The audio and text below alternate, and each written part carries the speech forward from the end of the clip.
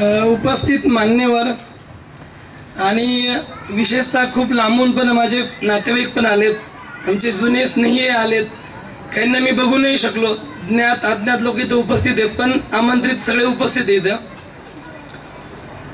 आज वाबळे सायनेजचा वाबळे आर्ट्स या फर्मचा 1997 साली 9/5/1997 साली तिथीप्रमाणे अक्षय तृतीयाला एका टपरीचं उद्घाटन केलं होतं आपण, आणि इंग्रजी महिन्याच्या तारखेनुसार 9/5/1997 आणि आज 9/5/2017 हा 20 वर्षाचा प्रवास व्यवसायाचा. आणि पण त्या अगोदरचं जसं एखादं झाड जमिनीत म्हणजे आपण वरती बघतो, पण त्याच्या खाली त्याला अगोदर गाडून घ्यावं लागतं, जमिनीत त्याला कुजवावं लागतं त्या बियाला, आणि मग त्याचा अंकुर फुटतो.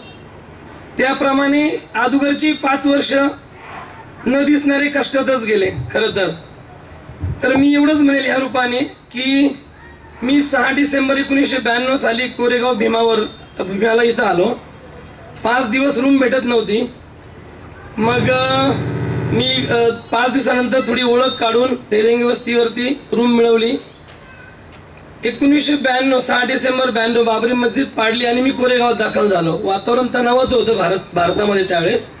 सांगायचा उद्देश एवढाच तुम्हाला की 5 दिवस रूम न भेटलेला मी माणूस, आणि ह्या काळात माझ्या कुटुंबियांनी जी मला हिमतीने माझ्या पाठीशी उभं राहणं, सर्व कुटुंबियाची साथ असणं, हे खरंच कुणाच्या नशिबात असू शकत नाही असं मला वाटतं. मे बी परमेश्वराने आमच्या कुटुंबाला एकत्रितपणाचा जो वारसा दिला तो आम्ही बऱ्यापैकी आजही चालवतोय. आणि हे सगळं घडत असताना माझ्या कुटुंबियाची मला मनस्वी भरपूर साथ मिळाली. कोणतेही मोठे कार्य सिद्धीस नेण्यासाठी आपलं कुटुंबीय, तुमच्यासारखे लोक जे रक्ताच्या नात्यापेक्षा श्रेष्ठ असणारी इथं बसलेले आहेत.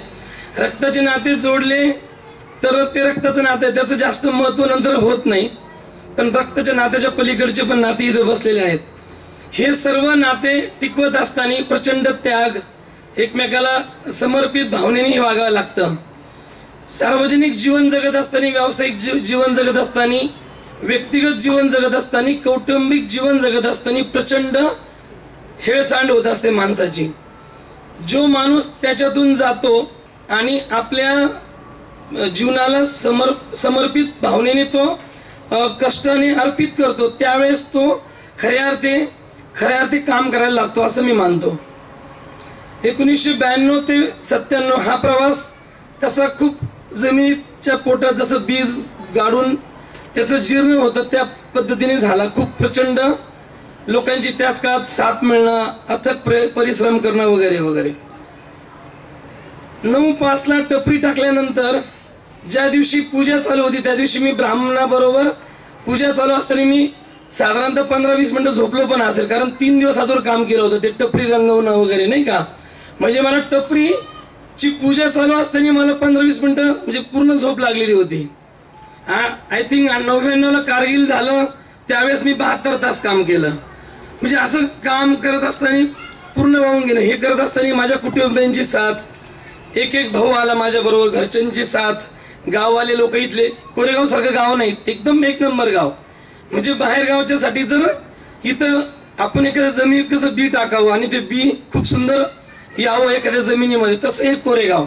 ह्या कोरेगावच्या लोकांनी असं मायेच्या ओलाव्याने सांभाळून घेतलेलं हे गाव. गव्हाणे असो, ढेरेंगे कुटुंब असो, अजून पण खूप आडनावाचे लोक आहेत बिचारे. ह्यांनी स्वतःच्या मुलाप्रमाणे, कोणी भावाप्रमाणे सगळ्यांनी असं सांभाळून घेतलं. म्हणजे या गावाची प्रचंड कृपा. अशा इथपर्यंतच्या प्रवासामध्ये प्रत्येकाची कृपेने हे सिद्ध म्हणजे होऊ शकलेलं आहे. आणि हे फक्त देवाची कृपा आहे की बाबा तू थोडासा लीड कर, तुझ्याकडे सत्सद्विवेक बुद्धी आहे म्हणून हे माझ्या सारख्याच्या वाटेला आलं असेल असं मी मानतो. आणि आता माझी थोडी जरी नियत घसरली तर हे लगेच शून्यवत आहे सगळ्या गोष्टी असं मी मानतो.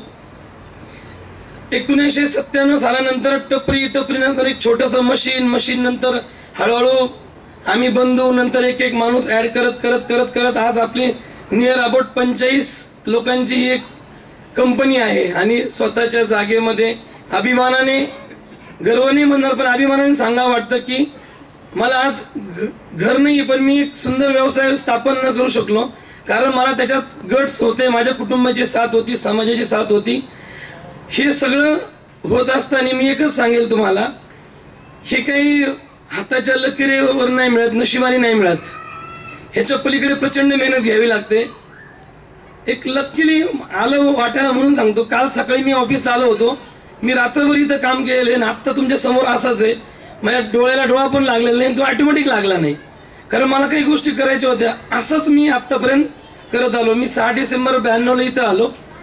आजही मला वाटतं की मी परवा शिरपूर पुणे गाडीने उतरलो की काय, आजही मला असं फील होतं. तर मी शिरपूर पुणे गाडीने परवा उतरलो की काय असं फील होतं. म्हणजे आता मला ह्या 6 डिसेंबरला 25 वर्ष पूर्ण होतील, व्यवसायाचे 20 वर्ष पूर्ण होतील, पण कळलंच नाही की मला म्हणजे 24 वर्ष पूर्ण कसे झाले इथं कोरेगाव येथून.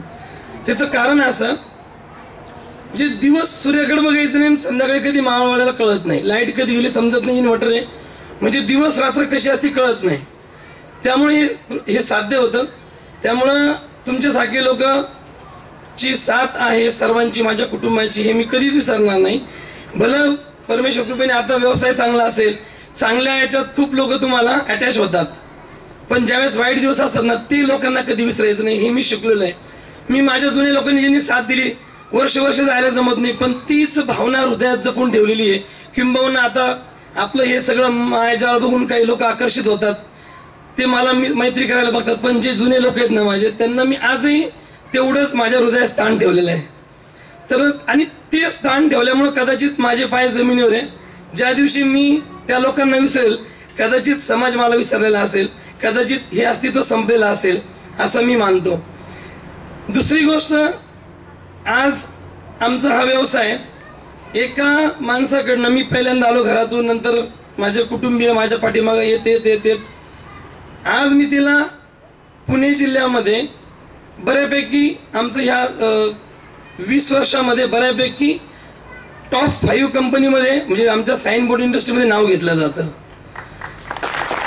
हे मी तुम्हाला गर्वाने नाही पण अभिमानाने सांगेल.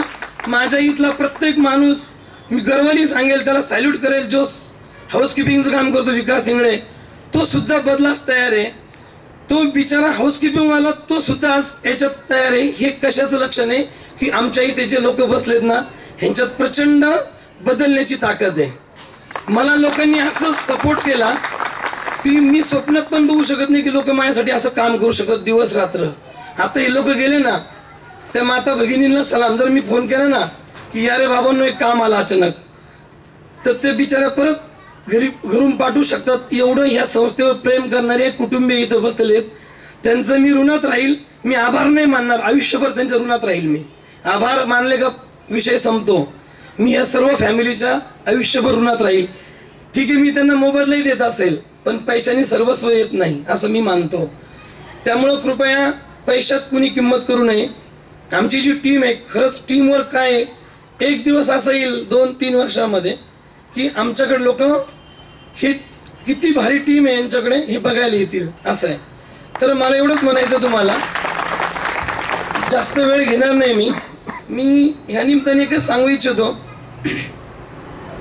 मी प्रत्येक वादळ पेलीन, मला आत्मविश्वास आहे. मी प्रत्येक वादळ पेलीन, मला आत्मविश्वास आहे. माझ्या पायाखाली जमीन, पाठीशी आकाश आहे. माझ्या पायाखाली जमीन, पाठीशी आकाश आहे. पाय घट्ट या जमिनीत रोवून मी सह्याद्री सारखा ताट आहे. अरे जाऊन सांगा वादळांना आज तुमची ही वाबळे सायनेसची गाठ आहे. थँक्यू, धन्यवाद.